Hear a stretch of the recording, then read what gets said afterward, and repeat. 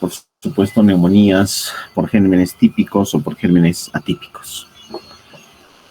Muy bien, entonces el asma es una enfermedad crónica. Algunos dicen que el asma es la enfermedad crónica más frecuente en niños. La prevalencia ha ido en aumento en los últimos 20, 30 años, ¿no? Y la prevalencia en el caso de los niños es muy variable, ¿no? Hay países que reportan 1% de asma en niños y otros hasta 30%, o sea, una prevalencia bastante alta, ¿no? Puede ser tratada felizmente de forma bastante eficiente y se puede controlar bastante bien esta enfermedad. Muy bien. Ahora, el asma bronquial, ¿no es cierto?, puede ser parte de lo que se conoce como la marcha alérgica o marcha atópica. Esto que ven acá es lo que puede ocurrir en una misma persona, en un mismo niño.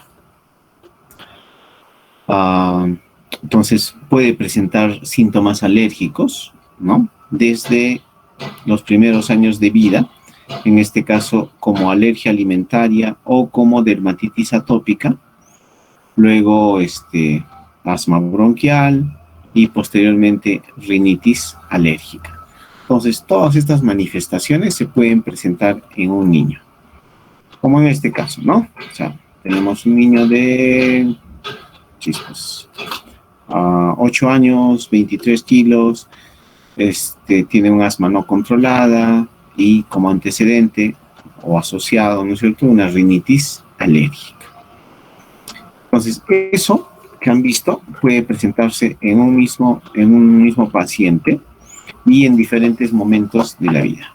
Los primeros años, generalmente, van a manifestar su alergia, su atopía, ¿no?, como dermatitis atópica o como alergia alimentaria en los años siguientes, como asma bronquial y luego como rinitis alérgica. Pero si han visto, ¿no es cierto?, hay momentos en los que puede manifestar todas esas manifestaciones, puede tener todas esas manifestaciones clínicas. Entonces, podríamos tener un niño que continúa teniendo dermatitis atópica, que hace sus crisis asmáticas y que al mismo tiempo, pues, presenta rinitis alérgica, ¿no?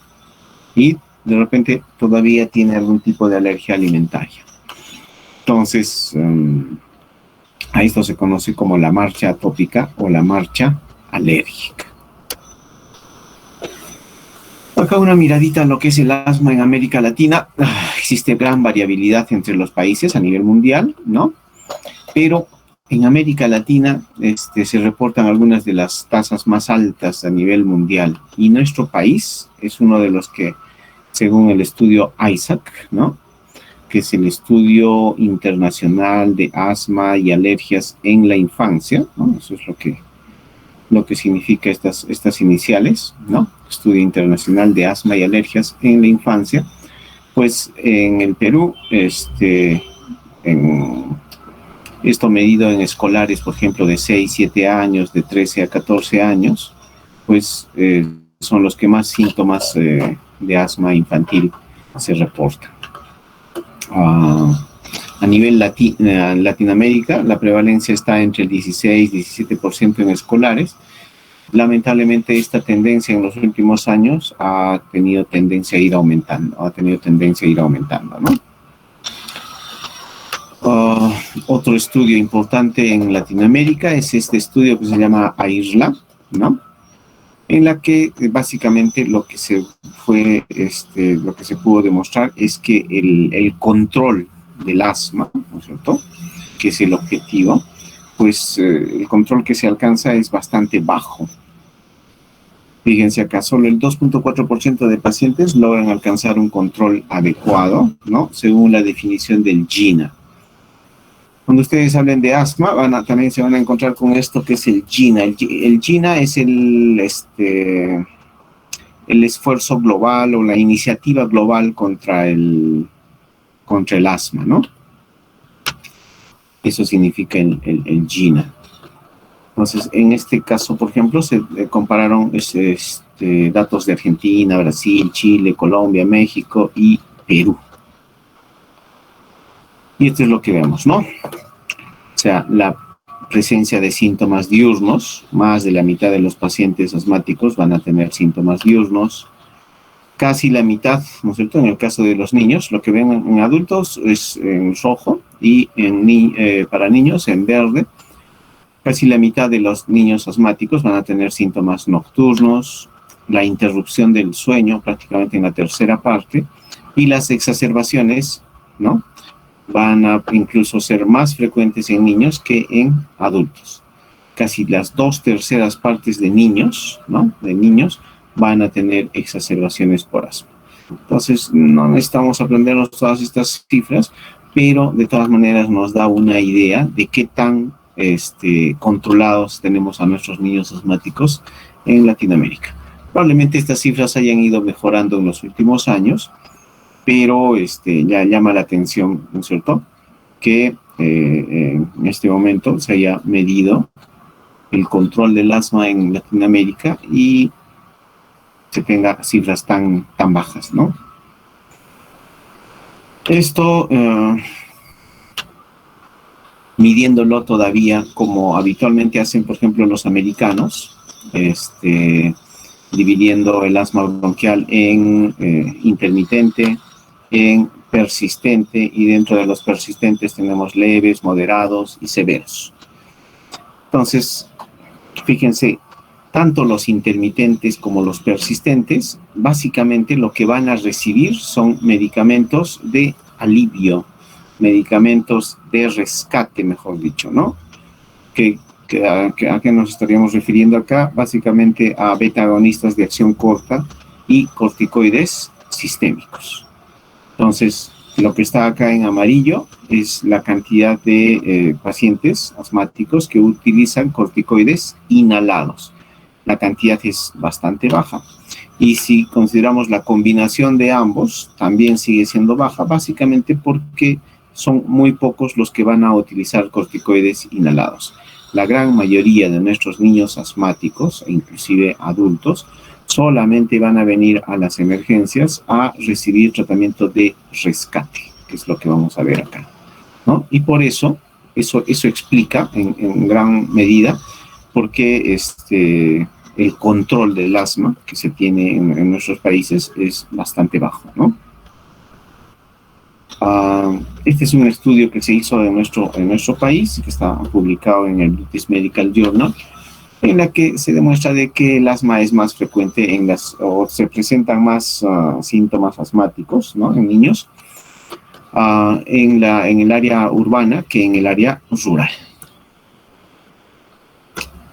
Muy bien. Entonces, cuando hablamos de historia natural del asma, es inevitable no mencionar este estudio que se hizo en Estados Unidos, en Tucson, en la que se hizo seguimiento a más de 1,000 niños hasta la adultez, ¿no? Y lo que se observó es que aquellos niños menores de 3 años que presentaban sibilancias, ¿no es cierto?, eran más frecuentes a menor edad, iban disminuyendo con la edad. Se pudieron determinar algunas cosas como que, por ejemplo, el 80% de los niños que presentan sibilantes antes del año no van a presentar sibilancias después de los 3 años. Entonces, como que hay una tendencia natural a mejorar, ¿no? El 60% de niños asmáticos no tienen síntomas de adultos, ¿no? Buena parte de los niños que son catalogados como asmáticos, no van a tener síntomas en la adultez. Pero, fíjense, el 5 a 30% de los niños con asma severa, ¿no?, también son asmáticos de adultos. Entonces, ellos intentaron clasificar, ¿no?, estos fenotipos y encontraron que podían ser de esta forma, ¿no? Los silbadores o sibilantes transitorios, los sibilantes no atópicos y los sibilantes atópicos. Aquí con un poquito más de detalle, cuáles son las características de los silbadores transitorios. Estos niños son los que silban desde temprana edad, ¿no?, pero que después de los 3 años comienzan a disminuir o simplemente desaparecen los sibilantes. Y están asociados a infecciones virales, ¿no?, de infecciones respiratorias bajas por virus. Luego tenemos los silbadores no atópicos. Estos niños probablemente tengan unas vías respiratorias más reactivas, frecuentemente están asociados a infección por virus sincicial respiratorio, que lo hemos visto ayer, ¿no es cierto? Estos niños todavía silban después de los 3 años, a diferencia de estos otros, pero se van resolviendo en el tiempo y generalmente a eso de los 6 años ya como que se resuelve como que resuelven su problema, ¿no? Y finalmente tenemos los silbadores o sibilantes atópicos, son los verdaderos asmáticos, los que van a desarrollar asma persistente, está asociado a niveles elevados de inmunoglobulina E, son propensos a una hiperreactividad por alergenos y tienen una alteración temprana de la función pulmonar. Si quieren ver esto mismo en mayor detalle, lo vemos acá. Estos son los fenotipos, ¿no?, de la corte o el estudio de Tucson, que cuando lean asma en niños siempre los van a mencionar, ¿no? Y esto lo vemos acá, ¿no? Estos son los sibilantes transitorios tempranos, el primer grupo. Son aquellos que presentan sibilantes antes del año generalmente, pero que empiezan a desaparecer, a disminuir antes de los 3 años, ¿no? Luego tenemos estos otros, ¿no?, que son los sibilantes no atópicos, ¿no?, que, como dijimos, están frecuentemente asociados con bronquiolitis, con infección por virus sincicial respiratorio, y que van a seguir silbando después de los 3 años generalmente. Se demoran un poquito más en debutar, pero que alrededor de los 6 años también comienzan a disminuir, comienzan a mejorar. Y por último, tenemos acá, estos son los verdaderos asmáticos o los silbadores atópicos que están asociados con inmunoglobulina E. Entonces, esto que vemos acá, ¿no es cierto?, y que se le ha dado bastante importancia en el tiempo, pero que de todas maneras aporta algo, en la práctica, ¿no es cierto?, en la práctica clínica no es útil, ¿no? Porque, si se dan cuenta, hay un momento en el que se dividen, se entrecruzan estas curvas. Entonces, a ver, identificar a cuál de estas curvas corresponde cada paciente es un poco difícil. Igual nos sirve, nos da una idea de cómo se presentan las sibilancias en los primeros años, en especial en los primeros 3 años de vida, pero clínicamente no nos ayuda mucho para el manejo, para el tratamiento que deben recibir estos niños. Muy bien. Pero una cosa importante es que en esta corte de Tucson, intervino un médico peruano que radica en Chile, es el doctor Castro Rodríguez, y vamos a ver también que a partir de esta misma corte de Tucson, pues se desarrolló lo que se conoce y se utiliza actualmente todavía, que es el índice predictivo del asma. Lo vamos a ver más luego. Muy bien, clínicamente el asma se va a caracterizar por episodios recurrentes de tos, generalmente que se van a presentar en la noche o en la madrugada al despertar, ¿no es cierto? Sibilancias, dificultad respiratoria, opresión torácica. Entonces, básicamente son síntomas respiratorios, ¿no? Ahora, una de las características del asma, ¿no es cierto?, y que está reconocido, es la inflamación, ¿no? Esta inflamación crónica se puede resumir en lo que conocemos como hiperreactividad bronquial. Entonces, no va a ser raro que cuando ustedes estén haciendo internado en algún sitio, cuando se refieran a un niño asmático, no lo quieran llamar asmático, les digan, ¿qué tiene? Tiene una hiperreactividad bronquial. No es un diagnóstico, esto es digamos, una descripción fisiopatológica, ¿no es cierto?, que resume todo esto, ¿no?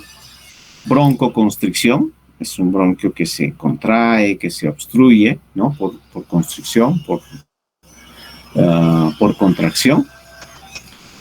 Va a haber edema de la vía aérea, básicamente edema de la submucosa, producción exagerada de moco, un aumento de la inflamación, ¿no?, mayor inflamación. Entonces se se convierte como un círculo vicioso en cuanto a la inflamación. Y finalmente, si no actuamos, ¿no?, probablemente se produzca una remodelación de la vía aérea con cambios crónicos, que los vamos a ver ahora. Entonces, esto es lo que ocurre, ¿no? Esta es una vía respiratoria normal. Esta es una vía respiratoria con un proceso asmático en la que ya existe inflamación. Hay edema de la submucosa, ¿no?, mayor producción de moco, y que cuando se produce una crisis asmática, encima se contrae, ¿no? Hay una broncoconstricción, hay un broncoespasmo, y entonces la luz de la vía respiratoria se va a cerrar más todavía. Muy bien. Entonces, una de las cosas que puede ocurrir en el paciente asmático es este remodelamiento de la vía aérea, vale decir, cambios crónicos, que ya no van a, en algunos casos ya no se van a revertir, que se van a caracterizar por hiperplasia de las glándulas mucosas, engrosamiento de la membrana basal epitelial, cambios fibróticos en la membrana subbasal, hipertrofia del músculo liso bronquial y angiogénesis, ¿no? Esto, digamos, dentro de la historia natural del asma, ¿no? Cuando no reciben ninguna medicación, esto es lo que puede ocurrir. Ahora, ¿qué factores intervienen para desarrollar asma? Básicamente los factores del huésped, ¿no es cierto? A la cabeza los genéticos, ¿no? La obesidad también es importante. Es de todas maneras más difícil manejar a un paciente asmático obeso que a uno que está eutrófico. El obeso va a necesitar mayor medicación, va a tener más crisis en un tiempo determinado, ¿no? En cuanto al género, también se ha visto algunas diferencias, ¿no? Hay un predominio en los primeros años de edad, pero luego el predominio es en los primeros años de edad en varones y mujeres. Luego, la severidad también puede variar de acuerdo si se trata de varones o mujeres. Entonces, pero acá lo más importante son los factores genéticos, ¿no? Sabemos de que, por ejemplo, si es que hay el antecedente de los papás de un papá, ¿no es cierto?, el chance de que el niño o de los hijos desarrollen asma van a ser mayores. Pero si son los dos papás, ese chance va a ser mayor todavía, ¿no? Luego tenemos los factores ambientales. Dentro de los factores ambientales, los más importantes son los alergenos, ¿no? Tanto intradomiciliarios como extradomiciliarios. Tenemos ácaros, la presencia de perro, gato, ratones, cucarachas, hongos, mohos. Dentro de los extradomiciliarios, pólenes, ¿no es cierto?, de las plantas, hongos, mohos, levaduras. Y también no hay que olvidarnos de estos factores ambientales, ¿no?, como las infecciones. Muchos de los desencadenantes de crisis asmáticas van a ser infecciones, en especial virales. Por ejemplo, un simple rinovirus puede ser el desencadenante de una nueva crisis. Sensibilizadores ocupacionales, exposición al tabaco, ¿no?, polución intra y extradomiciliaria, y la dieta. Dentro de estos, por ejemplo, las proteínas de la leche de vaca también están considerados. Este es un estudio que se hizo hace unos años en la que se encontraron algunas cosas algo curiosas, ¿no? Como por ejemplo una asociación positiva del paracetamol con como factor de riesgo para asma. Luego se ha ido desmenuzando la información y lo que se encontró es que lo que habían hecho estos investigadores era comparar aquellos países que tenían mayor asma y su consumo de paracetamol, simplemente, ¿no? Aquellos países que tenían mayor consumo de paracetamol, pues tenían más casos de asma bronquial. Entonces, es así como llegaron a esta asociación positiva, que actualmente no se considera, digamos, con esa importancia, ¿no? Ahora, también encontraron que algunos Otros aspectos como la riqueza en un mayor producto bruto, ¿no?, de un país, el consumo de ácidos grasos trans y en este caso mujeres fumadoras sí tenían una asociación positiva con mayor riesgo de asma. Y ahora más bien hay una asociación inversa, de repente hasta un factor protector en estos aspectos, ¿no? Consumo de alimentos de origen vegetal, el contacto con pólenes, inmunizaciones, polución aérea y finalmente tasas de notificación de tuberculosis. En que encontraron, por ejemplo, que los países que más tuberculosis tienen, menos asma, menos riesgo de asma tienen, ¿no? Esto en forma general, aunque hay algunos países como el nuestro, donde, por ejemplo, hay bastante tuberculosis, pero al mismo tiempo tenemos tasas bastante altas, como ya hemos visto, de asma bronquial.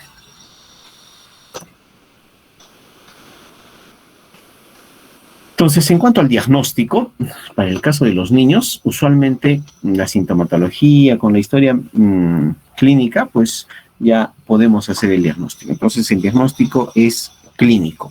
No necesitamos de pruebas de función pulmonar que tienen la limitante de la edad, ¿no? Generalmente se puede realizar a partir de los 5 o 6 años en adelante. Antes de eso, va a ser un poco difícil hacer pruebas de función pulmonar. Me refiero a espirometría, al pico flujo expiratorio.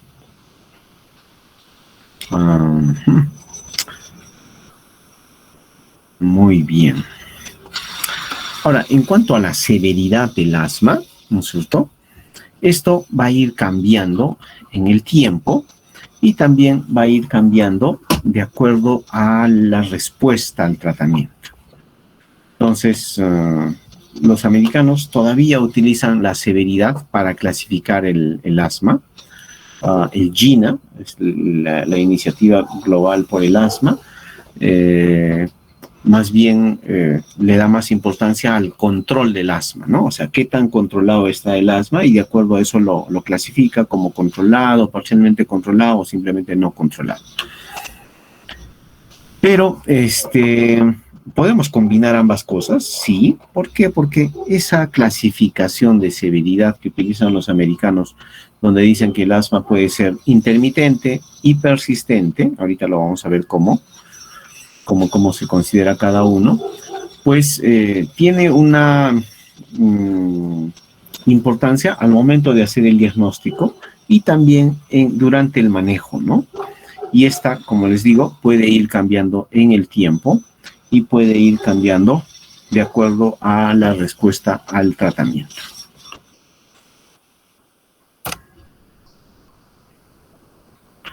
Fíjense, estos son algunos factores de riesgo para sufrir exacerbaciones asmáticas en niños. Entonces, nosotros tenemos miedo a aquellos niños que han tenido exacerbaciones graves, ¿no? Hay niños que han tenido asmas graves, que han necesitado entrar a una unidad de cuidados intensivos, que han necesitado intubación. Nosotros tenemos una niña de 10, 11 años que nos hace unas crisis así severas. Cada vez que se hospitaliza ya estamos viendo a ver hasta dónde va a llegar, ¿no?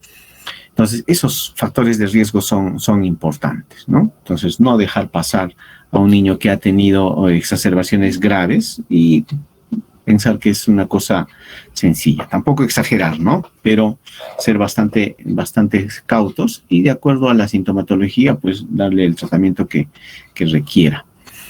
El uso excesivo de beta-agonistas de acción corta, síntomas persistentes y no controlados, falta de adhesión al tratamiento, una técnica inhalatoria inadecuada,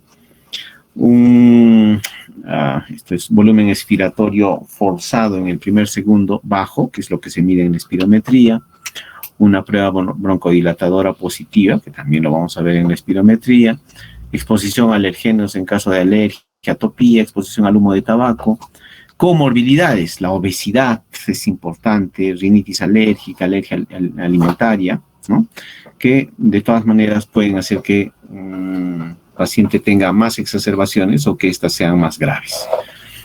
Problemas psicológicos o socioeconómicos importantes, otros como eosinofilia en sangre, esputo, elevación del óxido nítrico exhalado, ¿no? Y así. Entonces, estos factores de riesgo van a hacer que un niño tenga más chance de hacer exacerbaciones asmáticas o crisis asmáticas. Entonces, si queremos ver el diagnóstico, ¿no es cierto? Así en forma más exhaustiva, fíjense, todo esto es clínico. Todo esto es clínico. Acá no hay mayor uso de laboratorio, pruebas de laboratorio, ¿no? Entonces, ¿cuándo podríamos estar hablando de asma? Cuando se tienen estas cosas, ¿no? Episodios recurrentes de sibilancias, una vez por lo menos al mes, que tenga tos o sibilancias inducidas con el ejercicio. A veces no es sibilancia, simplemente es tos, pero que se induce por el ejercicio, ¿no? A veces tenemos niños que van, por ejemplo, no sé, a una reunión, a una fiesta y comienzan a corretear, pero hay uno que corretea y termina tosiendo, ¿no? Entonces, ahí hay que ir viendo eso. Podría tratarse de asma bronquial. Tos nocturna durante los periodos agudos sin virosis asociadas. El niño no está resfriado, no tiene un virus, ¿no es cierto? No tiene una infección viral actual, pero sigue tosiendo, presenta tos nocturna. Ausencia de sibilancias que varían con estaciones. Síntomas que persisten luego de los 3 años. Y hemos visto de que muchos de los niños que presentan sibilantes transitorios van a ir disminuyendo o desapareciendo más o menos a los 3 años. Entonces, si esto persiste después de los 3 años, hay que pensar en asma bronquial. Síntomas que ocurren o empeoran con la presencia de animales con pelo, sustancias químicas en aerosol, cambios de temperatura, esos cambios bruscos de temperatura, ácaros en el polvo casero, medicamentos como aspirina, beta bloqueantes, ejercicio, pólenes, infecciones respiratorias, ojo, un simple resfrío, ¿no? El fumado o estados emocionales muy marcados. Una cosa que vamos a escuchar, ¿no es cierto?, en el relato de los papás, ¿no es cierto?, nos van a decir ese resfrío que se va al pecho y comienza a roncar el pecho. El niño, en el momento en que una infección viral común y corriente, como un resfrío, debería ir mejorando, el niño más bien continúa o comienza a ponerse peor, comienza a silbar, a roncar el pecho. O que dura más de 10 días sin mejoría, ¿no? Puede empezar como un resfriado, pero este niño enseguida puede hacer una crisis asmática. Síntomas que mejoran cuando se inicia tratamiento para el asma. Eso es importante. Algunas veces hacemos una prueba terapéutica, ¿no? Tenemos niños que vienen frecuentemente y, bueno, los vemos y decimos, no, este es un resfrío, es una faringitis, y le damos su sintomático, no necesita mayor medicación, pero esto se va repitiendo una y otra vez, ¿no? Entonces, en ese caso, podemos pensar en asma bronquial y podemos considerar una prueba terapéutica. Si le damos la prueba terapéutica y este paciente mejora, bueno, lo más probable es que se trate de un asma bronquial.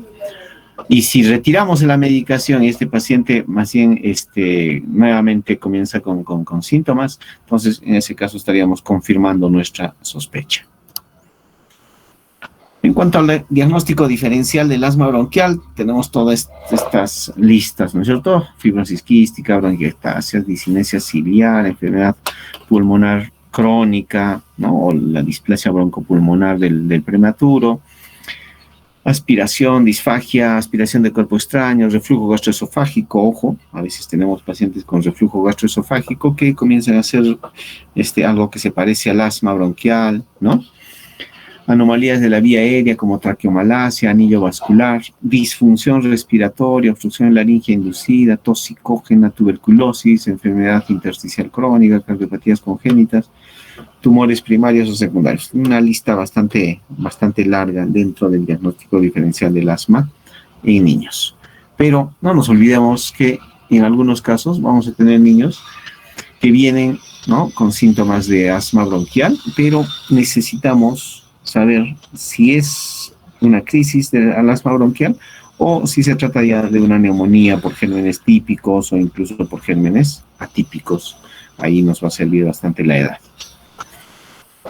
Ajá.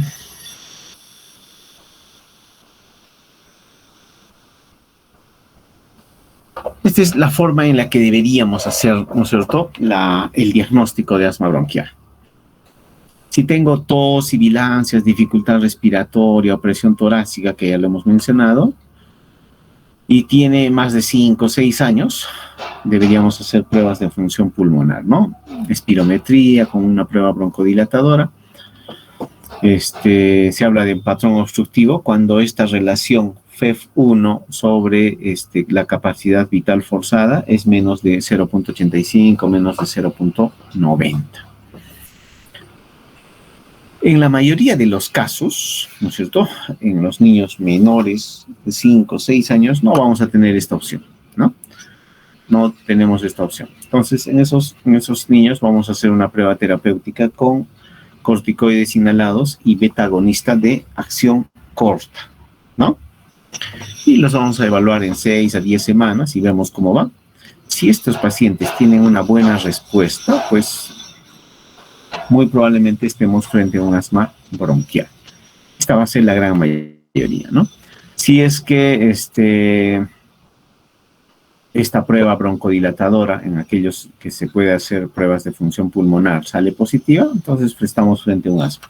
Pero podríamos tener una prueba broncodilatadora negativa, en ese caso vamos a pasar a hacer otros exámenes y si salen positivos, vamos a estar frente a un asma bronquial. Pero como les decía, en los niños menores de 5 o 6 años, en aquellos en los que no se pueden hacer pruebas de función pulmonar, el diagnóstico es clínico y cuando haya duda, se puede realizar una prueba terapéutica administrando corticoides inhalados y beta agonistas de acción corta. ¿Qué beta agonista de acción corta? Generalmente utilizamos salbutamol en inhalador, ¿no? Y corticoides inhalados como fluticasona, budesonida, inclusive beclometasona.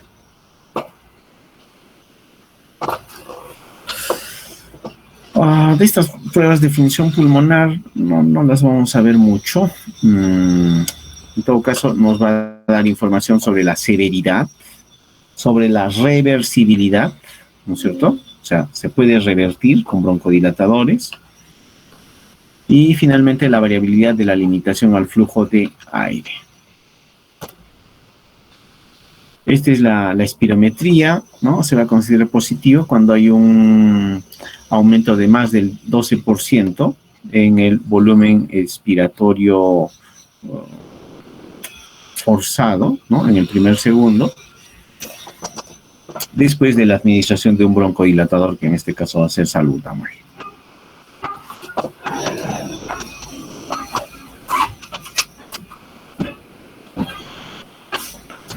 Y aquí tenemos el pico flujo expiratorio, que antes lo usábamos más, actualmente no se usa mucho.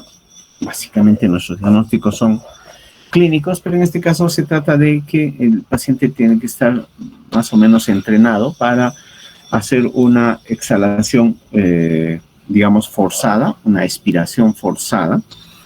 Y se puede medir con un aparatito, que es como un tubito, ¿no? Con un marcador que nos va a indicar el flujo, cuánto de flujo puede, ¿qué se llama? Puede tener un paciente. Entonces necesitamos hacer este pico flujo en las mejores condiciones, cuando está, entre comillas, sano, y cuando comienza a presentar síntomas o está haciendo una crisis. Muy bien.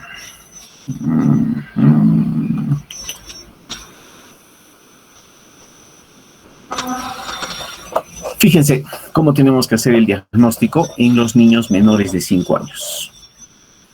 Para los niños menores de 5 años, el diagnóstico se basa en la clínica y en el análisis de hallazgos físicos y la sintomatología. Dentro de la historia clínica, la historia familiar es importante, ¿no? Y lo que se busca son antecedentes en la familia, en el primer grado, digamos. En este caso, en especial, mamá y papá. por supuesto, va a tener más chance si la madre es la que tiene el antecedente de atopía o de asma, ¿no? Tos asociada a sibilancias, síntomas inducidos por ejercicio y sibilancias que no inicien temprano. Entonces va a haber más chance de que hagan asma aquellos niños que van a presentar sibilancias después del año, no antes del año. Aquellos que van a presentar sibilancias antes del año, generalmente se van a ir resolviendo en el tiempo y hemos visto de que después de los 3 años, el 80% de estos niños van a, no van a tener pues ya síntomas asmáticos. En cambio, aquellos que van a tener el debut después del año, o inclusive cerca a los 3 años, van a tener más chance de desarrollar posteriormente asma bronquial.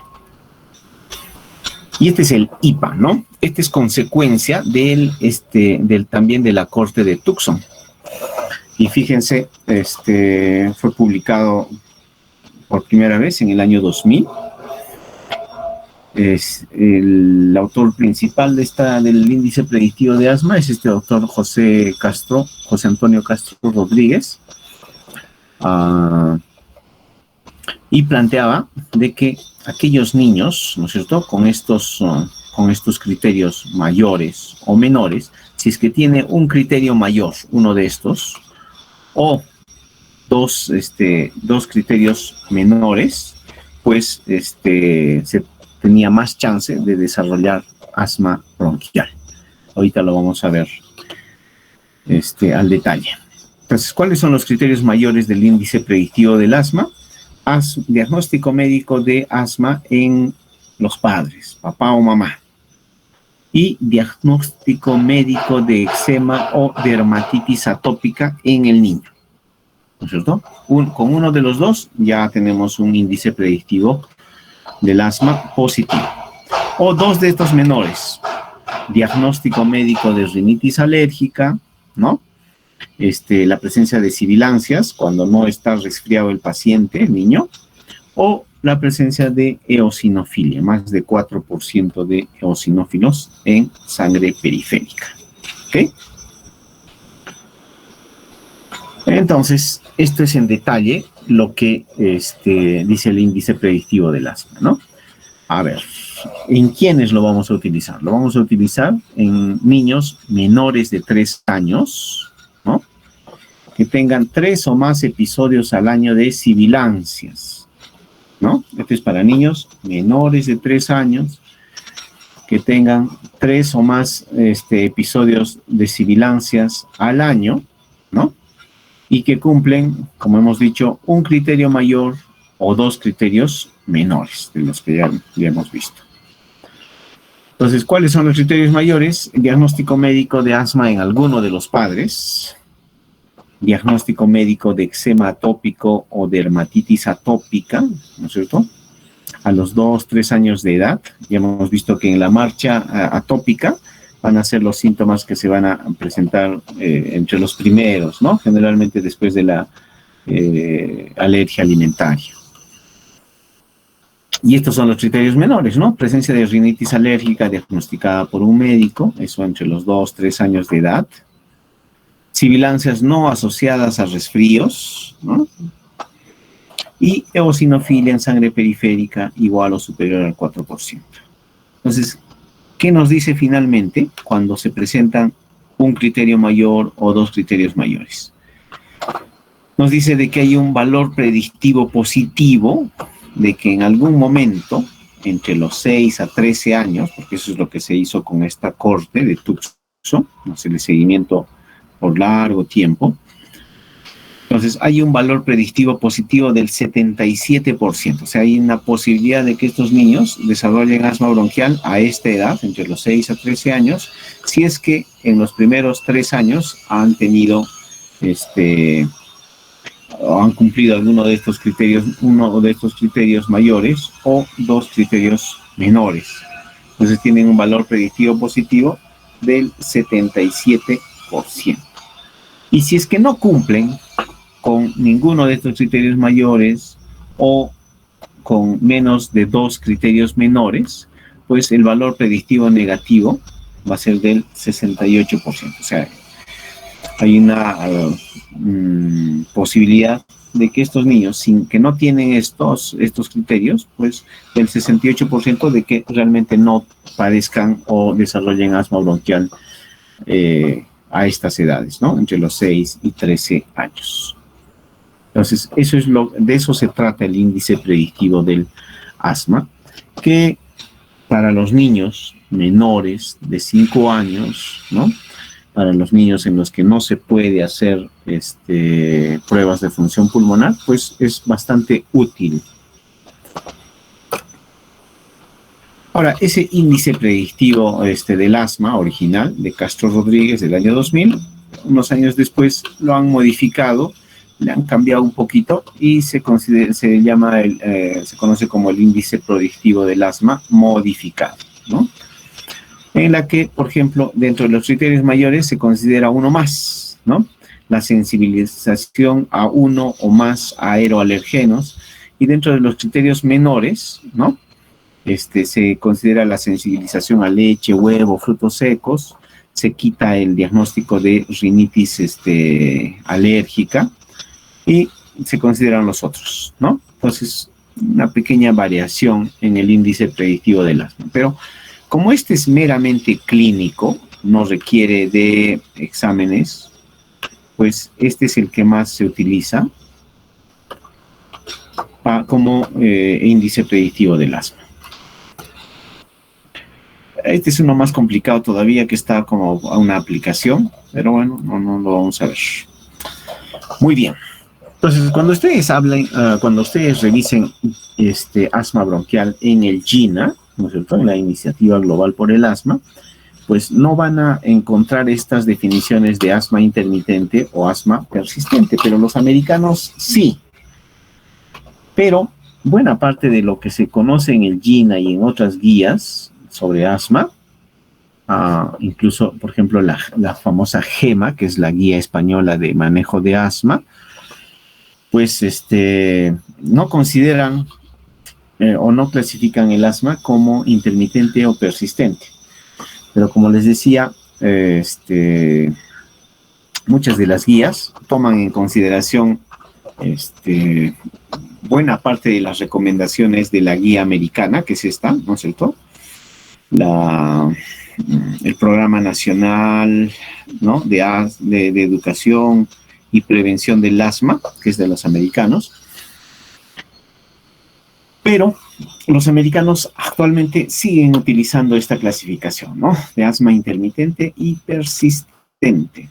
Entonces, cuando hacemos la comparación con la clasificación del GINA, se parecen bastante, pero ellos evitan decirle intermitente o persistente, porque dicen que el asma va a ir cambiando en el tiempo, ¿no? Entonces, no podemos decir o hacer un diagnóstico para todo el tiempo. Y eso también los americanos lo reconocen, pero lo consideran así. Muy bien. Entonces, ¿cómo yo puedo diferenciar un asma intermitente de uno persistente, ¿no? Así de fácil, con la regla de los dos, así se llama.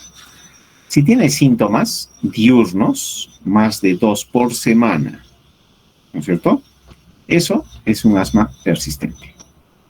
O si tiene síntomas nocturnos, interrupciones del sueño nocturno, más de 2 veces por mes, ese también es un asma persistente. Entonces, si tiene menos de dos síntomas diurnos, entonces estaríamos frente a un asma intermitente. Igual, si tiene menos de 2 síntomas nocturnos, ¿no?, al mes, estaríamos frente a un asma intermitente. Entonces, esta regla de los dos nos va a permitir diferenciar básicamente para el manejo, ¿no? Para el manejo en si estamos frente a un asma intermitente o si estamos frente a un asma persistente. Muy bien. Entonces, los americanos hasta ahora, actualmente, clasifican el asma en intermitente y persistente. Este es el intermitente, que es uno solo, y este es el persistente. El persistente puede ser leve, puede ser moderado o puede ser grave. Y acá ustedes van a ver con qué parámetros se dice si es intermitente o es persistente. Igual, ¿no? Síntomas diurnos. Intermitente va a ser aquel que tiene 2 o menos síntomas por semana. O tiene 2 o menos síntomas nocturnos al mes, que tiene una espirometría normal y un pico flujo expiratorio o flujo expiratorio máximo, que es lo mismo, también normal, ¿no? Entonces, este paciente tiene un asma intermitente. Y a mayor sintomatología, vamos a ver acá si se va a tratar de un asma persistente leve, moderado o severo o grave. El leve va a tener más de 2 síntomas a la semana, menos de 1 por día. Dentro de los síntomas nocturnos va a tener más de 2 síntomas por mes. Su espirometría todavía está normal, ¿no? Y en cuanto a la variabilidad del flujo expiratorio máximo o pico flujo expiratorio, va a estar entre 20 y 30%. Moderado ya va a tener síntomas diarios, síntomas diurnos diarios, va a tener síntomas nocturnos más de 1 por semana, ya comienza a alterarse la espirometría. El grave va a tener síntomas diurnos continuos, síntomas nocturnos frecuentes, ¿no? Igual se va a alterar la espirometría, todavía va a estar más alterada. El pico flujo va a tener una variabilidad mayor del 30%, pero si nosotros lo hacemos solamente con síntomas diurnos y nocturnos, fácilmente podemos clasificar el asma si se trata de un asma intermitente, leve, moderado y grave. Ahora, esto va a ir cambiando con el tiempo. Un asma intermitente en algún momento se puede convertir en un persistente leve, moderado, severo, por supuesto que sí. O al revés, ¿no? Gracias a un buen control, un asma grave, un asma persistente grave, podríamos llevarlo a un persistente leve o incluso intermitente. ¿Ok? Ahora, esa misma variación, ¿no es cierto?, puede ser simplemente producto de la evolución, de la historia natural del asma, conforme va pasando el tiempo, ¿no? A cierta edad, buena parte de los pacientes asmáticos van mejorando en forma natural, sin que sea efecto realmente de la medicación. Esto es lo mismo. Muy bien. Ahora, ¿cuál es el objetivo de tener controlado a un paciente asmático? Es evitar, ¿no es cierto?, que tenga síntomas en el día, evitar que tenga síntomas en la noche, que utilice la menor cantidad posible de medicamentos de rescate. Cuando hablamos de medicamentos de rescate nos estamos refiriendo a beta-agonistas de acción corta, corticoides sistémicos, a bromuro de hipratropio, ¿no? Que tenga una buena, adecuada tolerancia al ejercicio, que pueda hacer ejercicio, que pueda corretear, ¿no es cierto?, que no termine tosiendo o agitado después de hacer ejercicio, y tener una función pulmonar normal o lo más normal posible, ¿no? Y por supuesto evitar crisis severas. Ese es el objetivo del tratamiento o de tener a un paciente controlado. Acá tenemos distintos métodos para evaluar el control. Uno de los más importantes es este del GINA, precisamente. Fíjense, cuando se dice que está controlado, cuando tiene síntomas diurnos, cuando no tiene síntomas diurnos, o son 2 o menos a la semana. Se parece a lo de los americanos, ¿no es cierto? Parcialmente controlado tiene más de 2 por semana, y el no controlado es cuando tiene 3 de estas características, ¿no es cierto?, del parcialmente controlado. Fíjense acá en los síntomas nocturnos. El controlado no tiene síntomas nocturnos. El parcialmente controlado ya comienza a tener síntomas nocturnos. En cuanto a la necesidad de terapia de rescate, el controlado no usa terapia de rescate, o sea, en otras palabras, no usa salbutamol. o tiene 2 o menos veces en la que va a la semana, o días a la semana, en los que va a usar terapia de rescate. El parcialmente controlado, igual, más de 2 a la semana. En cuanto a las pruebas de función pulmonar, en el normal, sus pruebas de función normal van a estar normales. En el parcialmente controlado, va a estar por debajo del 80% del predicho o el mejor valor personal. Esto en cuanto al pico flujo expiratorio. Y exacerbaciones, ¿no? Cuando se dice que está controlado, cuando no tiene exacerbaciones. Parcialmente controlado, cuando tiene 1 o más al año, ¿no? Y cuando se dice que está no controlado, cuando tiene 3 de estas características del parcialmente controlado, ¿no?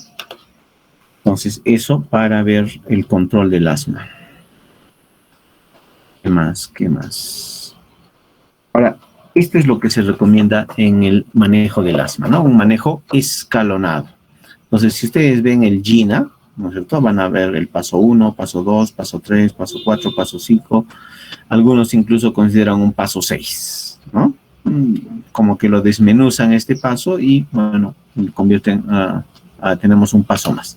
Esto es lo que se conoce como el manejo escalonado. Entonces, en el paso 1 correspondería a lo que para los americanos sería un asma intermitente. Y en el paso 2, 3, 4, 5 correspondería a un asma persistente.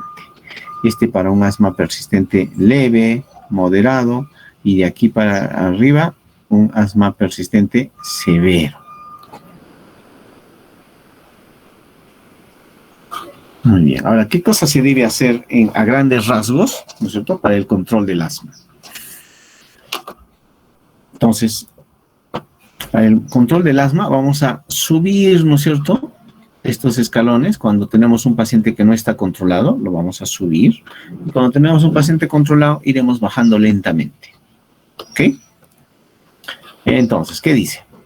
Si tengo un paciente controlado, mantener y encontrar el menor paso de control. Si estábamos por acá, ¿no es cierto?, iríamos tratando de bajar poco a poco, ¿no? Y siempre y cuando lo mantengamos controlado. Vemos que comienza a desmejorar, ya nos quedaremos en este paso. Si está parcialmente controlado, ya hemos visto cuando es parcialmente controlado, entonces aumentamos un paso para obtener el control. Entonces subiremos, estábamos por acá, subiremos acá, estábamos por acá, subiremos un pasito, ¿sí? Eso en el parcialmente controlado. En el no controlado, tenemos un paciente no controlado que tiene síntomas diurnos más de 2 veces a la semana, que tiene síntomas nocturnos frecuentes, ¿no? Entonces hay que aumentar los pasos hasta obtener el control. Estábamos, digamos, acá y tengo que subir acá y vuelvo a subir acá y acá recién obtengo el control, ¿no? Entonces eso en un paciente no controlado. Y finalmente, cuando se tienen exacerbaciones. Exacerbaciones es sinónimo de crisis asmática. Entonces, ¿qué hay que hacer con las exacerbaciones? Hay que tratar la exacerbación. Generalmente es sinónimo de uso de beta-agonistas de acción corta, de corticoides sistémicos, o sea, ya sea por vía oral o endovenosa. Muy bien. Este es el mismo tratamiento escalonado, pero visto, digamos, de otra forma, ¿no? Acá tenemos el paso 1, el paso 2, el paso 3, el paso 4, el paso 5, el paso 6. Este es de la Guía Española de Manejo de Asma. Entonces, en el paso 1, ¿no es cierto?, no existe medicación de control.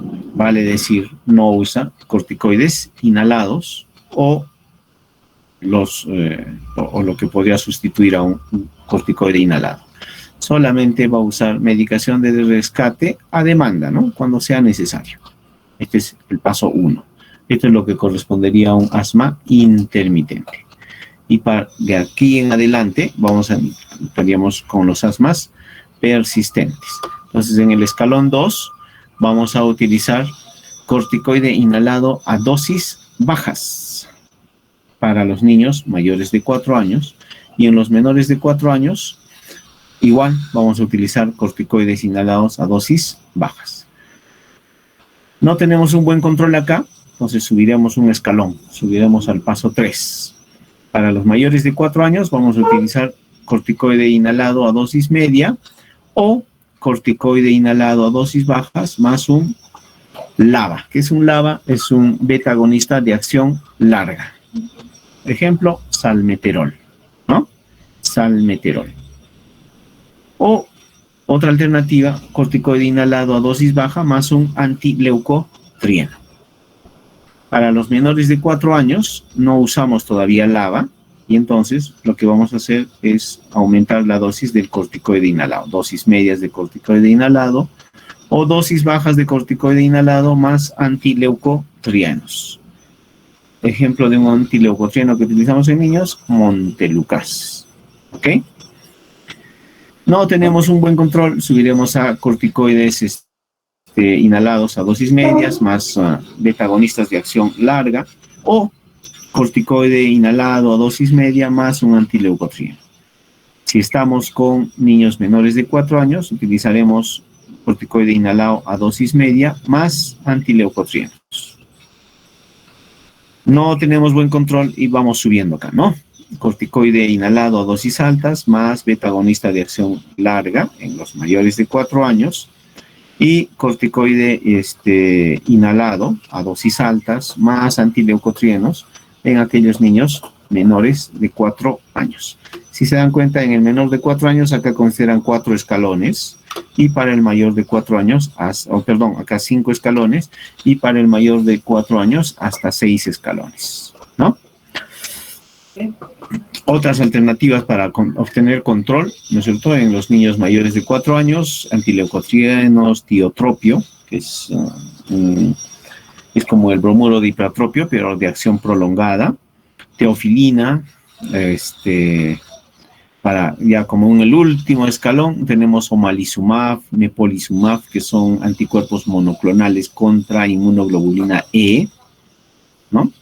Esto es cuando ya pues no hemos podido controlarlo con nada de esto, ¿no? Donde hemos ido subiendo la dosis del glucocorticoide inhalado y del beta agonista de acción larga y no hemos tenido un buen control. Y como alternativa al final, corticoides, nuevamente corticoides orales. Entonces, esto es lo que conocemos como el manejo escalonado del asma en niños, en este caso para mayores de 4 años y para menores de 4 años.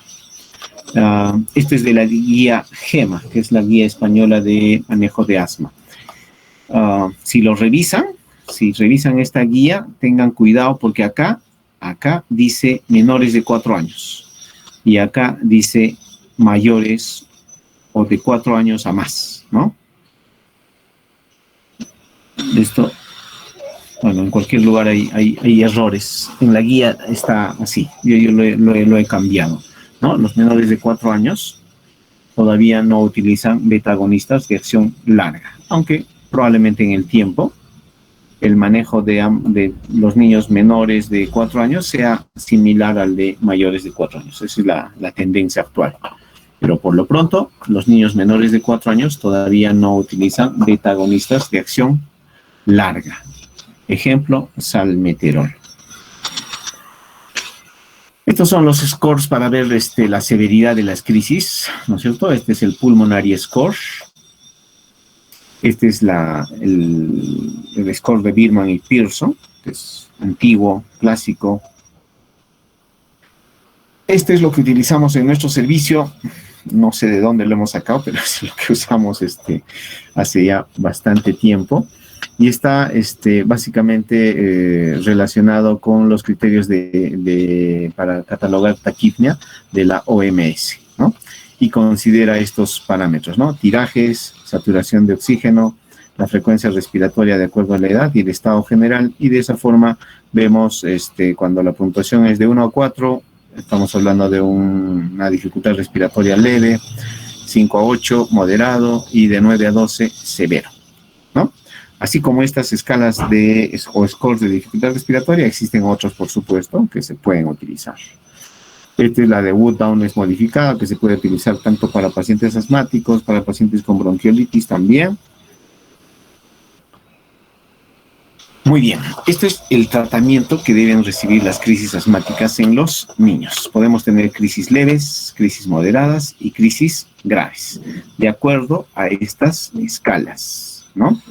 Entonces, por ejemplo, según el Pulmonary Score, podemos tener leves, ¿no? Con un Pulmonary Score de 0 a 3, moderadas de 4 a 6 y graves de 7 a 9.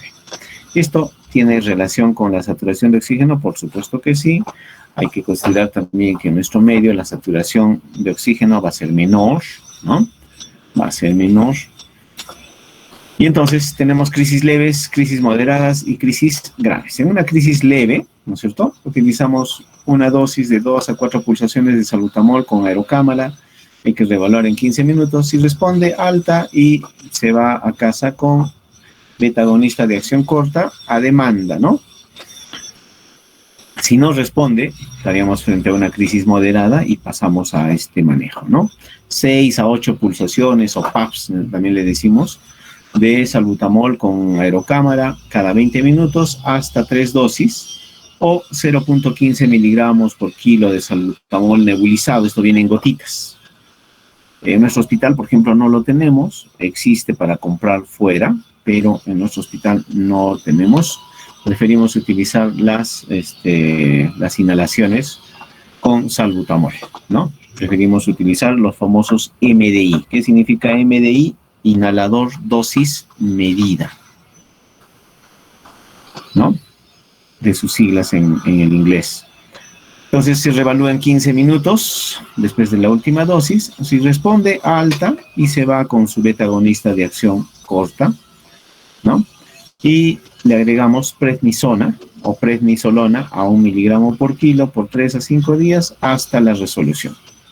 No responde este paciente, entonces estaremos frente a una crisis grave. Entonces, a este paciente en crisis grave le pondremos oxígeno, ¿no? Para hacer una saturación mayor de 94 a nivel del mar. Para nuestro medio, mayor de 87, 88, consideramos. Más nebulización, aunque casi no utilizamos nebulización, como les decía, preferimos las inhalaciones, en este caso, de salbutamol, 10 disparos, más 2 a 4 pulsaciones o disparos de bromuro de ipratropio. Ojo, en las crisis graves no solamente vamos a usar salbutamol, sino también bromuro de ipratropio. Siempre con aerocámara, cada 20 minutos hasta 3 dosis, más prednisona o prednisolona por vía oral, ¿no? A 2 miligramos por kilo, ¿no?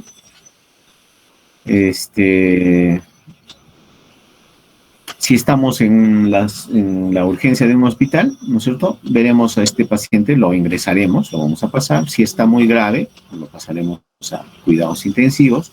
Si estamos en un centro de salud, hay que enviarlo al hospital, ¿no?, con oxígeno y que continúe con su terapia de crisis. Muy bien. A ver, dentro de los medicamentos para el manejo del asma, tenemos, ¿no es cierto?, los medicamentos de rescate y los medicamentos de control. Los medicamentos de rescate los vamos a utilizar en aquellos pacientes que están haciendo crisis, ¿no?, que lo van a aliviar rápidamente. Ejemplo, beta-agonistas de acción rápida, salbutamol. Anticolinérgicos como bromuro de ipratropio. Teofilina ya no se utiliza mucho. Los corticoides, por supuesto que sí, ya sea por vía oral, intramuscular, incluso endovenoso, ¿no? Beta-agonistas orales de acción corta ya no se utilizan, están ahí considerados, pero ya no se utilizan, no se deben utilizar. Existe salbutamol en jarabe, en pastillas, pero no se deben utilizar. A nuestro tiempo, ¿no es cierto?, es mucho mejor, con menos efectos colaterales, más rápido, el uso de beta-agonistas de acción rápida. Y luego tenemos los medicamentos de control, ¿no? Son aquellos que se va a utilizar por largo tiempo con la finalidad de controlar el asma. Entonces, cuando empezábamos la charla, veíamos de que en América Latina los medicamentos controladores se utilizaban muy poco, ¿no? Esos que estaban de amarillito ahí en las barras eran los medicamentos controladores.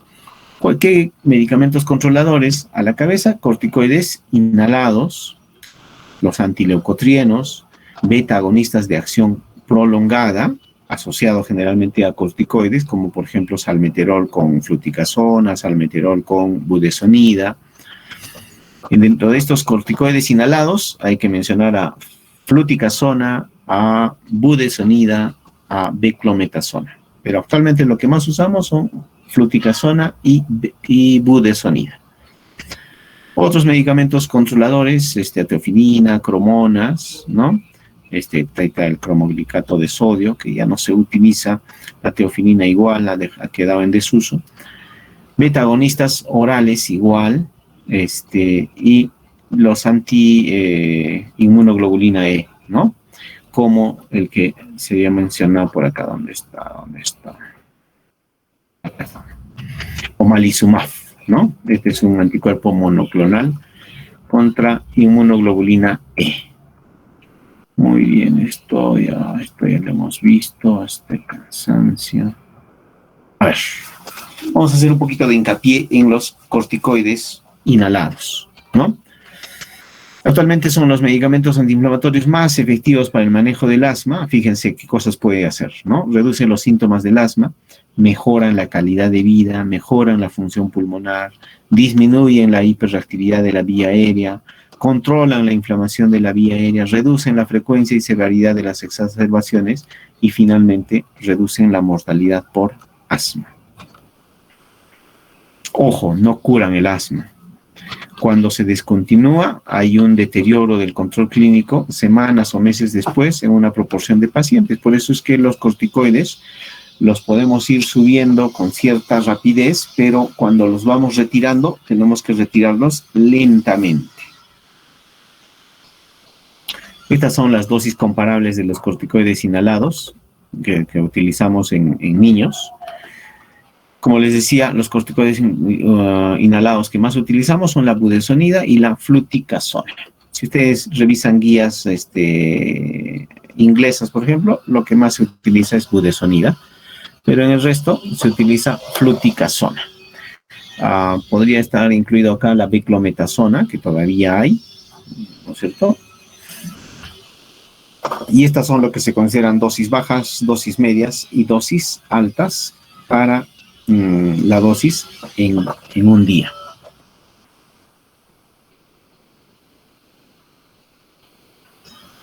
Bueno. Una disminución en los pasos cuando el asma está controlada, ¿no es cierto? Esto está desde la guía del GINA desde el 2006 al 2008. Ya se recomendaba que cuando se retiren los corticoides inhalados, vamos bajándolo cada 3 meses, ¿no? Cada 3 meses, generalmente a la mitad, hasta retirarlo. Esto es lo mismo, ¿no es cierto? Fíjense, en otros lugares se utiliza beclometasona, ciclosonide, flunisolide, mometasona, triamcinolona. Pero lo que actualmente utilizamos más es la budesonida y la fluticasona. Muy bien. Una cosa importante es el uso de la aerocámara. Existen varios tipos de aerocámara. Ustedes lo que van a ver frecuentemente es esta, que no tiene válvula ni nada. Esta tiene una válvula exhalatoria, ¿no es cierto? Entonces disparamos acá el medicamento y va a inhalar el paciente y va a tener una válvula exhalatoria. Esta otra todavía tiene otra ventaja, ¿no? Además de la válvula, tiene el material es de aluminio y entonces evita que o disminuye que el medicamento que se va a disparar por el inhalador pues se pegue en las paredes, por lo menos que la proporción sea menor. Esto no sé si va a entrar. Esta es la técnica inhalatoria. Chispas. Ya, eso se los dejo. Pero ustedes han visto en el hospital, para que algunos que han estado yendo al hospital, pues ¿qué es esto? Ya. La técnica inhalatoria es importante, ¿no? Entonces, primero hay que inhalar al paciente sentado o parado, echado no. Echado no. Fíjense, Entonces, es importante que el MDI, ¿no es cierto?, el inhalador dosis medida, esté ajustado, ¿ya? Fíjense, acá está, no está ajustado el MDI, aquí el paciente está llorando. Entonces, cuando el MDI está ajustado y el paciente está calmado, el medicamento va a llegar adecuadamente. Entonces, eso es importante, tener al paciente sentado, de preferencia tranquilo, con la boquita abierta. En ese caso, vamos a tener una buena llegada del medicamento a la vía respiratoria. ¿Qué más? ¿Por qué se utiliza qué se llama? Las aerocámaras? Porque necesitamos de que las partículas, ¿no es cierto?, alcancen unos tamaños bastante pequeños. ¿Dónde está eso? Deben alcanzar tamaños de menos de 5 micras que puedan llegar a la vía respiratoria. Este es el MDI, ¿no? Ya les he dicho, esto significa inhalador dosis medida, metered dose inhaler, algo así, ¿no? Inhalador presurizado de dosis medida. ¿Por qué tiene que estar así sentado o parado el paciente? ¿Por qué? Porque existe un propelente que se va a ubicar en la parte superior. Acá tenemos el medicamento. Antes de utilizar el MDI hay que agitarlo. Hay que agitarlo para que el medicamento se mezcle con este propelente y bote el medicamento por esta válvula, ¿no es cierto?, por esta válvula medidora, y por eso es que desde el primer hasta el último disparo, pues podemos tener la misma dosis. Si fuese salbutamol, van a salir 100 microgramos del medicamento, desde el primer hasta el último disparo. Este propelente también ha ido cambiando con el tiempo. Antes se usaban los CFC, actualmente se usan los HFA. ¿Qué más? Cuando sale el medicamento por acá, por este orificio de salida, las partículas van a tener tamaños mayores a 5 micras. Una vez que cuando utilizamos el espaciador, la aerocámara, estas partículas van a tomar tamaños más pequeñitos, menos de 5 micras, que van a llegar a la vía aérea. Ajá, acá ya está. Entonces necesitamos, ¿no es cierto?, partículas que tengan menos de 5 micras para que alcancen la vía aérea pulmonar. Las de más de 5 micras frecuentemente se van a quedar en la orofaringe. Esto es lo que se utilizaba antes. Antes se utilizaba estos propelentes, ¿no? Los CFC, que además de dañar la capa de ozono, producen un efecto que se llama frío-freón. Es como que, no sé si alguna vez les han aplicado éter, ¿no es cierto?, como en los deportistas, pues da una sensación de frío, ¿no? Eso para un niño que está inhalando un medicamento era contraproducente. Entonces actualmente se utilizan los propelentes que se llaman HFA, hidrofluoroalcanos, ¿no?, que se van a dispersar mejor, no tienen ese efecto frío-freón y además no dañan la capa de ozono. Muy bien. ¿Preguntas, chicos, chicas?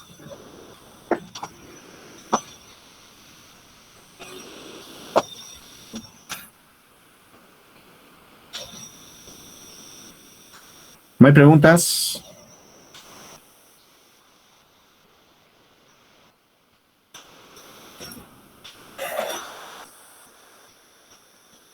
¿Escuchan? Ok. A ver, yo pensé que lo iba a hacer más rápido.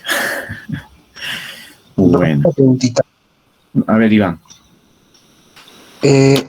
Las dosis que se va a poner los PAFs. Estos PAF, en los niños se usa aerocámara.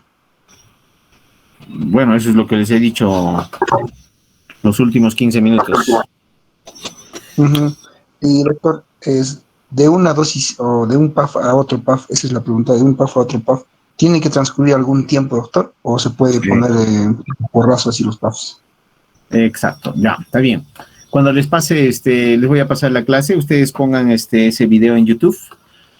Es uno de los que mejor explica esa parte, ¿no? Entonces, lo que hacemos, antes de utilizar el inhalador, lo agitamos bien, lo colocamos en la aerocámara, hacemos un solo disparo, el paciente va a respirar unas 5 veces, o más o menos unos 15 segundos, y luego descansa. ¿Cuánto tiempo descansa? Unos 15, 30 segundos, hasta 1 minuto, dependiendo de cada guía. Pero hay un periodo de descanso, o sea, no hago varios disparos. O sea, no le indico 5 disparos y agarro los 5 disparos uno tras otro. No, eso no se hace. ¿Ok? Entonces hacemos disparo por disparo. Entonces hago un solo disparo, respira 5 veces o 15 segundos, luego descansa unos 15, 30 segundos hasta 1 minuto y luego hacemos el segundo disparo, ¿no? O el segundo disparo, igual respira 5 veces o unos 15 segundos y luego vamos por el tercero, cuarto, y ustedes ya han visto, ¿no? Si la crisis es leve, utilizaremos 2 a 4 disparos, si la crisis es moderada, utilizaremos de 4 a 8 disparos, si es severa, utilizaremos 10 disparos, ¿no? Entonces, eso en cuanto al uso de los inhaladores. De la misma forma que utilizamos el salbutamol, vamos a utilizar el corticoide inhalado, como por ejemplo fluticasona, budesonida. De la misma forma, vamos a utilizar el bromuro de hipratropio. Disparo por disparo con un periodo de descanso así breve, corto. ¿Algo más? Doctor, muchas gracias. Ok.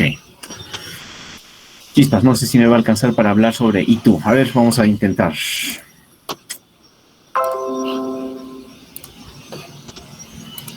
¿Se ve mi pantalla? Ok. A ver, vamos a volar. Igual les voy a pasar todo esto. Muy bien. Entonces ahora vamos a hablar sobre infección urinaria en niños.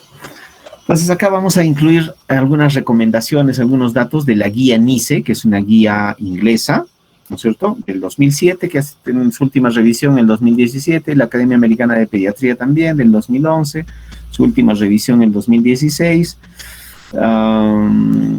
Esto es la Asociación Europea de Urología, ¿no es cierto?, y la Sociedad Europea de Urología Pediátrica del 2014-2019, y la guía italiana que recoge algunas de las recomendaciones y hace también algunas recomendaciones propias, que es del 2019.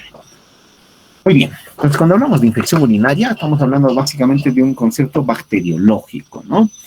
Es la invasión, la colonización de la vía urinaria. O sea, teóricamente, y en la práctica, pues el parénquima renal y hasta la uretra no debe contener gérmenes, ¿no? Si es que estos invaden y colonizan la vía urinaria, se produce una infección del tracto urinario, ¿no? La vía de contaminación generalmente es por vía ascendente, ¿ok? Por vía ascendente. Dice generalmente, ¿por qué? Porque en los recién nacidos sí puede ser por vía sistémica, pero en los niños más grandes, ¿no es cierto?, a partir, después de los recién nacidos, por lo general, ¿no es cierto?, la vía de contaminación va a ser por vía ascendente. Unas generalidades, ¿no? La ITU es la segunda infección bacteriana en niños, existe asociación con reflujo vesicoureteral.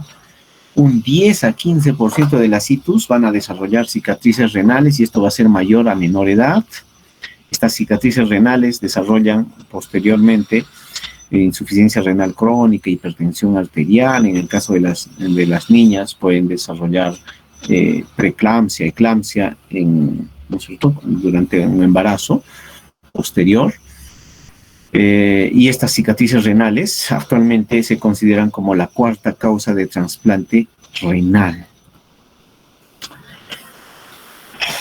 Este es de una publicación del año 2007, me acuerdo.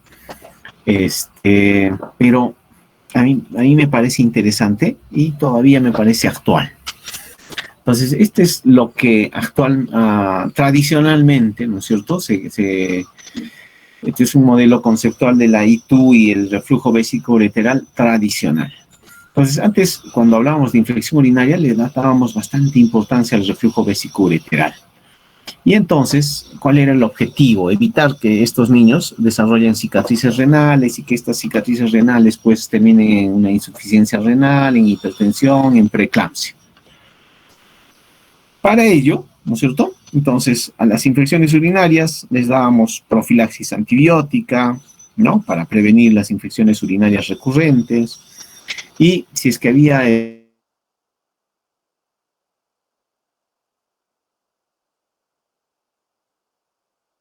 lo conceptual tradicional de lo que es infección urinaria y su relación con el reflujo vesicoureteral. Y fíjense, este es un modelo conceptual alternativo, ¿no? A ver. Entonces, ellos acá tratan de identificar que hay otros factores, ¿no es cierto?, que pueden producir, que pueden llevar a la formación de cicatrices renales. Un retraso en el diagnóstico y el tratamiento de las infecciones urinarias, una eliminación disfuncional, son esos niños que retienen la orina, que están distraídos en cualquier cosa y no van a miccionar, ¿no? Y finalmente, la existencia de displasia renal congénita. O sea, hay algunos niños que ya tienen cicatrices renales antes del nacimiento. Entonces, ¿qué se debería hacer para evitar estas cicatrices renales? Primero, diagnosticar y tratar tempranamente, rápidamente, oportunamente las infecciones urinarias. Modificar estas conductas de eliminación disfuncional, ¿no? O sea, el niño que tiene deseos de miccionar debe de ir a miccionar porque eso puede estar relacionado con infecciones urinarias a repetición, con cicatrices renales. El reconocimiento de que algunas cicatrices renales ya son congénitas, ¿no? Hay que saber eso también, ¿no? Y pues el papel del reflujo vesicoureteral está ahí con un signo de interrogación. Entonces, estas son las cosas importantes, ¿no? En especial, diagnosticar y tratar oportunamente una infección urinaria y modificar estas conductas de eliminación disfuncional.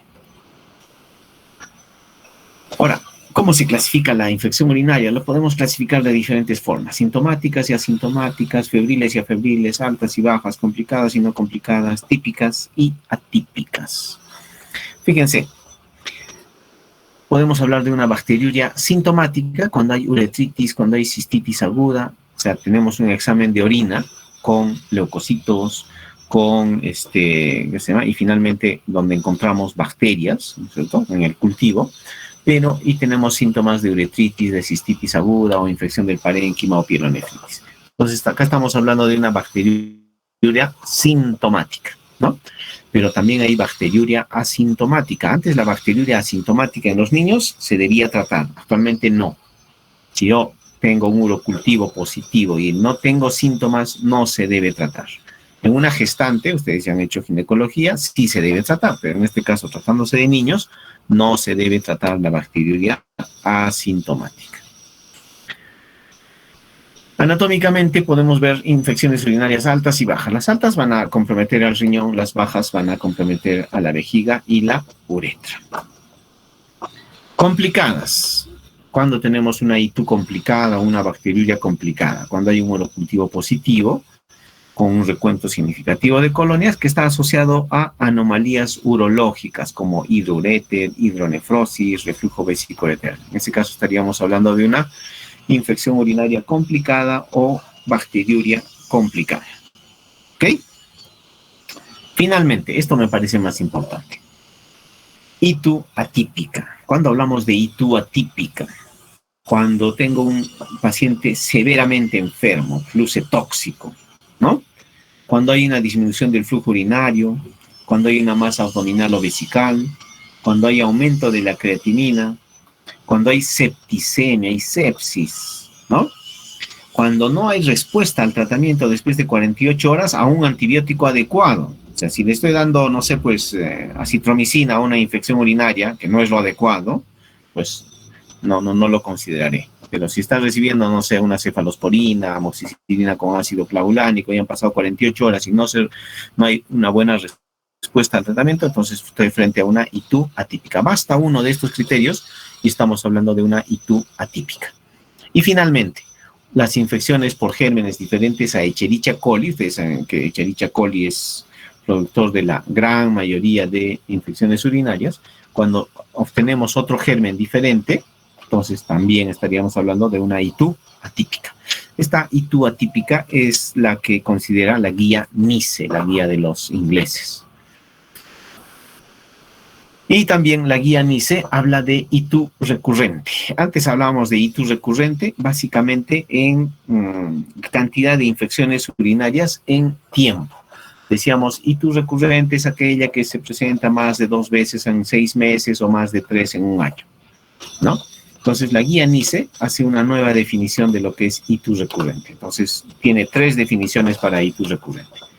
2 o más episodios de ITU altas, ¿cierto? Ya estaríamos frente a una ITU recurrente. Un episodio de ITU alta más, ¿no es cierto? Más 1 o más episodios de ITUs bajas. Entonces, si tenemos una ITU alta más 1 o más ITUs bajas, también estaríamos frente a una ITU recurrente. O si tenemos 3 o más episodios de ITUs bajas, también estaríamos frente a una ITU recurrente. Entonces, cualquiera de estas 3 definiciones podría decirnos que estamos frente a una ITU recurrente. En cuanto a la etiología, ya hemos dicho de que básicamente son gram negativos y a la cabeza, ¿no es cierto?, Escherichia coli. Otros, Klebsiella, Proteus, Enterococos, algunos gram positivos, en especial en recién nacidos y adolescentes. En cuanto a la epidemiología, la bacteriuria asintomática va disminuyendo con la edad. Ojo, la bacteriuria asintomática no se trata. Se dice que a los 6 años presentaron ITU un 7% de niñas y un 2% de niños. Va a ser más frecuente en los no circuncidados. Fíjense, en niños, en varoncitos menores de 1 año, en especial antes de los 6, 8 meses, va a ser relativamente frecuente la ITU. Después del año, ¿no es cierto?, las ITUs van a ser mucho más frecuentes en niñas que en niños. Algunos factores predisponentes para ITU: ausencia de circuncisión, sexo masculino, 6 a 8 meses, ausencia de lactancia materna. Siempre la lactancia materna va a tener un efecto protector, ¿no? Constipación, patrón de emisión disfuncional, historia reciente de uso de antibióticos, ITU en los últimos 6 meses, catéter actual o intermitente. Imagínense un paciente que está usando, ¿no es cierto?, un catéter, una sonda vesical. Historia familiar de ITU recurrente. Todos estos son factores predisponentes para infección urinaria. Contrariamente a lo que hacemos, a lo que pensamos y a veces decimos, ¿no es cierto?, la higiene no tiene relación con mayor riesgo de ITU. El uso de burbujas de baño, el calibre uretral, la ropa interior tampoco son factores de riesgo para infección urinaria. ¿Ok? En cuanto al diagnóstico,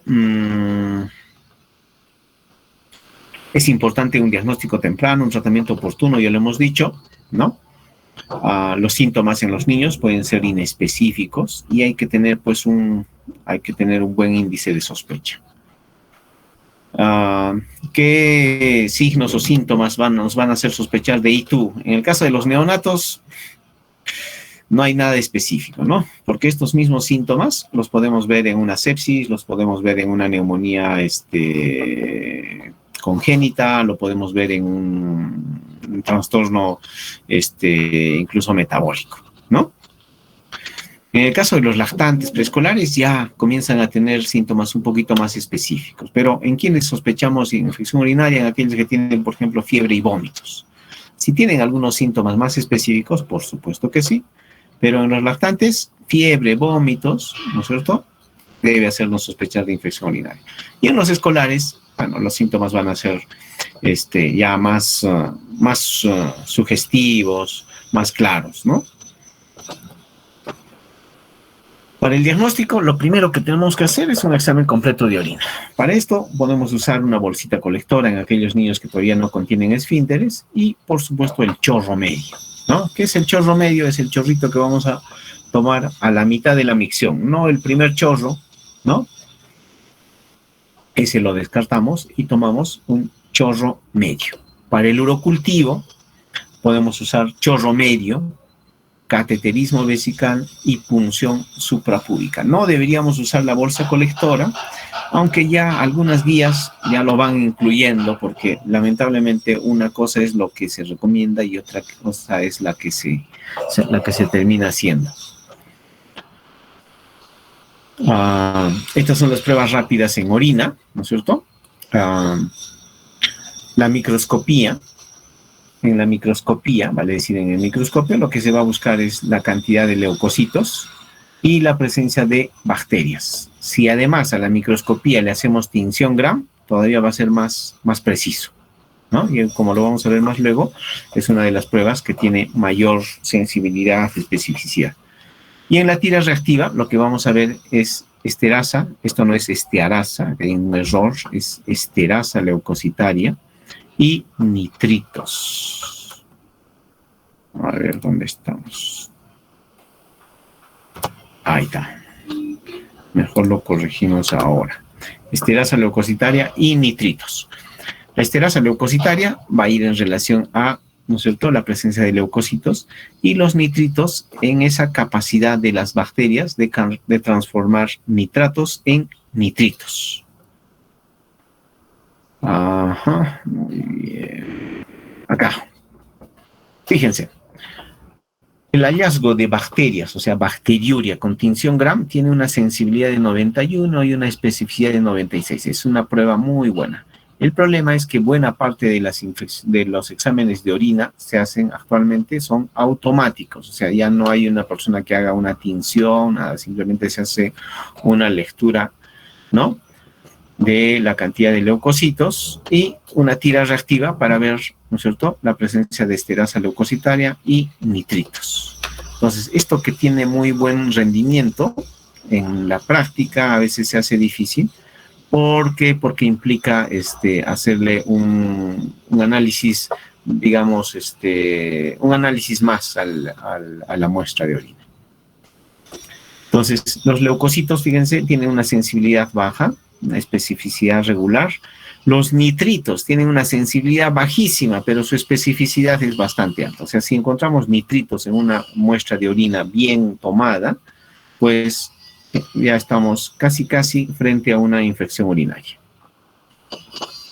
Y con la tira reactiva, si combinamos esterasa leucocitaria o nitritos, ¿no es cierto?, mejoramos la sensibilidad, aunque la especificidad no es tan buena. Muy bien. Es lo mismo, ¿no? Este es lo mismo, es bien parecido al otro. Este es de la Academia Americana de Pediatría y de la guía italiana. La sensibilidad y la especificidad de cada uno de estos exámenes, ¿no? Esterasa leucocitaria, nitritos, esterasa leucocitaria más nitritos, la presencia de leucocitos en microscopía, bacterias en microscopía, Gram.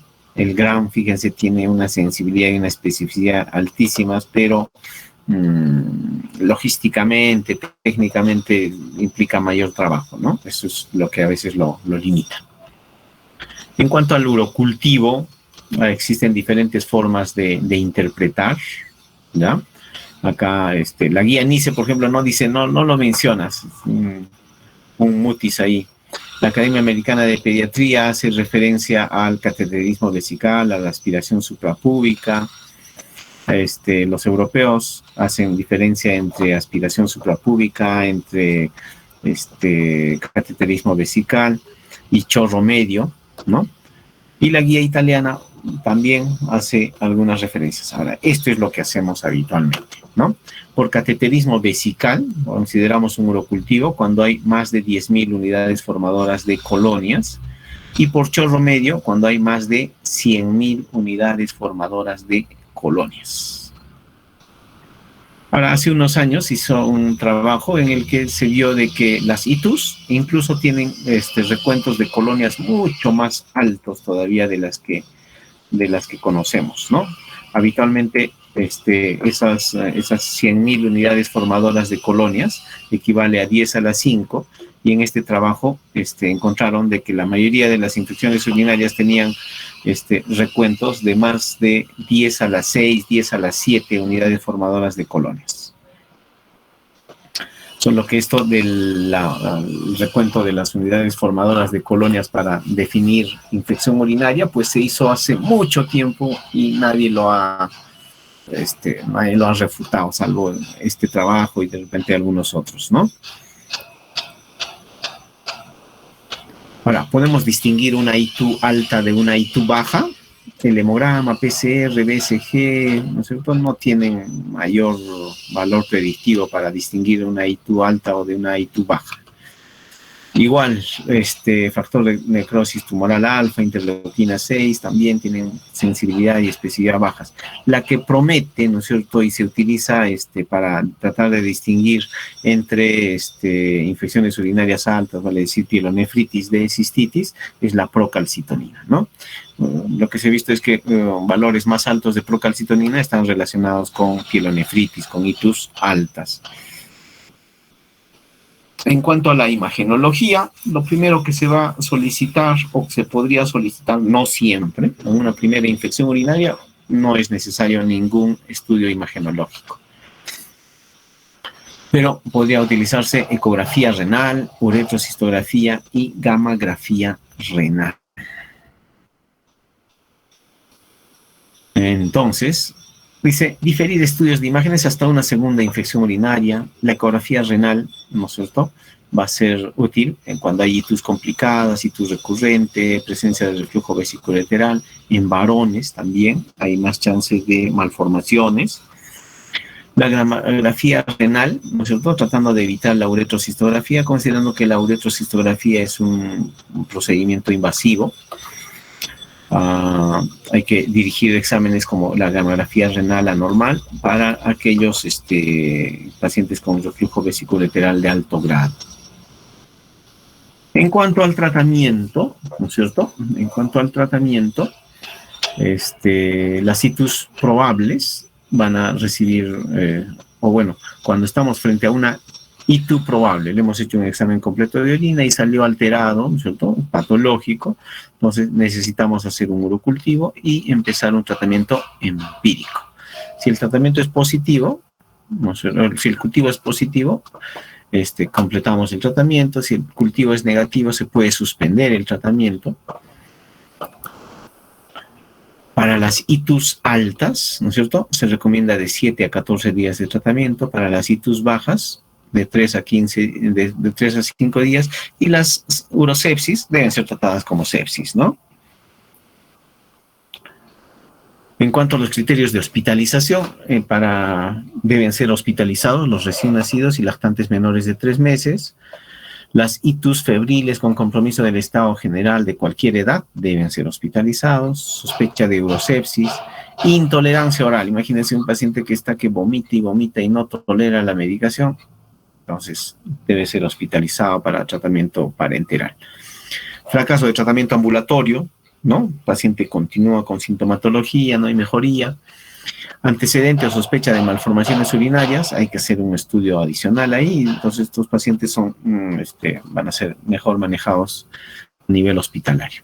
Cuando hay riesgo social, ¿no? Vemos de que los papás no van a cumplir con el tratamiento, ¿no es cierto? Hay un riesgo ahí, entonces también se considera la hospitalización. Y finalmente, ITU en una adolescente embarazada. También es otro criterio de hospitalización. Algunas consideraciones de la guía italiana. Cualquier niño críticamente enfermo con sepsis, deshidratación y vómitos debe ser hospitalizado cuando hay riesgo de incumplimiento, ¿no? Y cuando hay fiebre persistente después de 3 días de tratamiento. Los pacientes deben ser hospitalizados. En cuanto al tratamiento antibiótico, ¿no es cierto? Fíjense, esto es lo que nosotros hacemos en nuestro hospital. Según nuestra sensibilidad, ¿no?, en los urocultivos, quien mejor funciona es amoxicilina con ácido clavulánico, una dosis de 20 a 40 miligramos por kilo por día, aunque se puede utilizar hasta 50 miligramos kilo día en 3 dosis. Cefalexina, 50 a 100 miligramos kilo día. Cefaclor, 40 miligramos kilo día. Cefuroxima, 20 a 30. Aunque no tiene buena tolerancia oral, ese es un problema con la cefuroxima siempre. Cotrimoxazol, 10 miligramos kilo día, ya no lo usamos mucho, existe mucha resistencia. Ciprofloxacina, tratamos de no utilizarlo, ¿no? Definitivamente tendría muy buena respuesta, pero mejor guardarlo, tratar de ir quemando etapas, ¿no? Tratar de no utilizarlo, 20 a 40 miligramos kilo día. Y nitrofurantoína para las infecciones urinarias bajas, 5 a 7 miligramos kilo día. Igual tiene pobre tolerancia, produce bastante problema gastrointestinal. Ahora, la nitrofurantoína no se considera un antibiótico, sino un antiséptico urinario. Para la medicación, para el tratamiento parenteral, amicacina, que es un aminoglicósido, 15 miligramos kilo día cada 12 o cada 24 horas. Ceftriaxona, de 75 a 100 miligramos kilo día cada 12 o cada 24 horas. Gentamicina también, en algunos lugares. En cuanto a la profilaxis antibiótica, pues actualmente ya no se utiliza, antes se utilizaba bastante.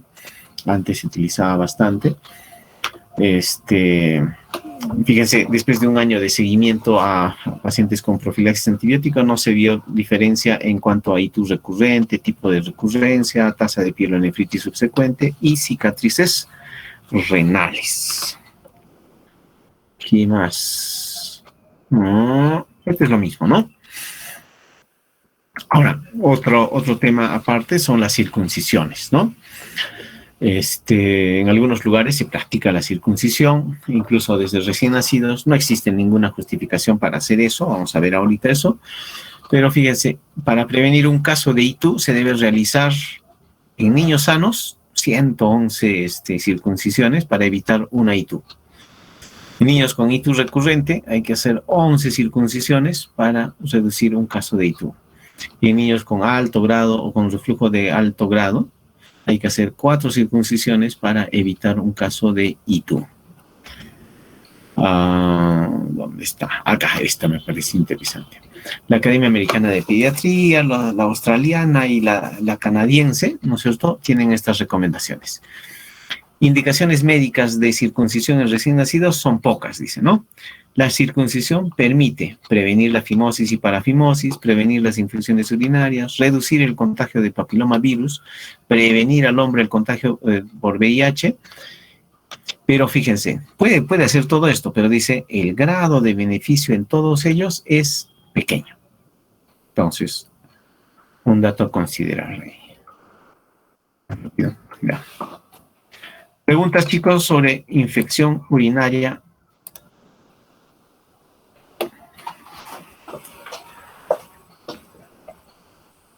¿Preguntas?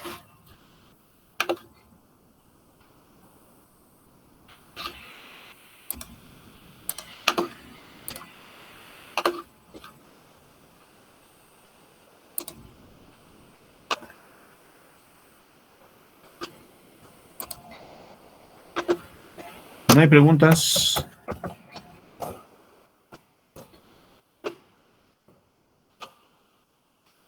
¿Me escuchan?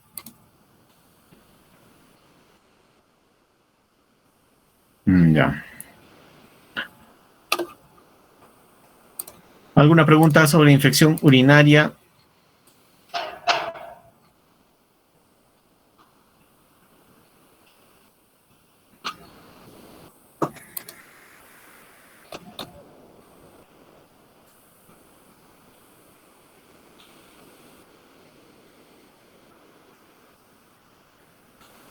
Listo, chicos. Entonces, nos pondremos de acuerdo con Mireya para el examen. Yo me imagino que va a ser el próximo lunes a la hora de clases, a las 3 de la tarde en Larapa.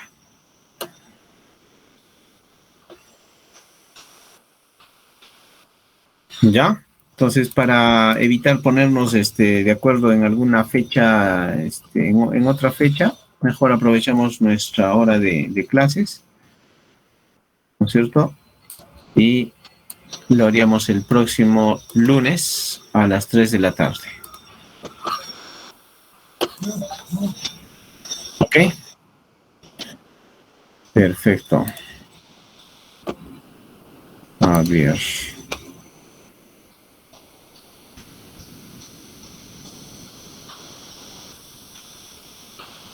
Muy bien.